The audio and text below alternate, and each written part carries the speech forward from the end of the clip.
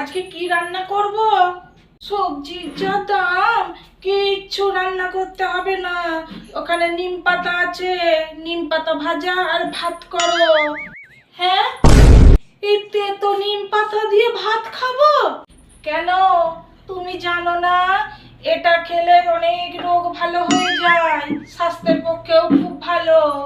বৌমা, আমার খুব জ্বর এসেছে, একটু ওষুধ এনে দাও তো মা। দেখাচ্ছি মজা। জ্বর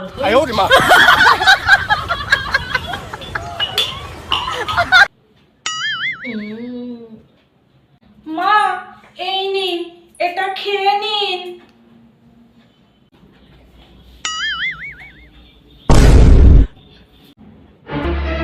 এটা কি? কেন, আপনি তো সেদিন বললেন যে নিম পাতা খেলে সব রোগ ভালো হয়ে যায়, সেই জন্য তো আপনাকে নিম পাতার রস করে দিলাম। শুধু শুধু টাকা খরচা করে কি হবে? খেয়ে নিন এটা।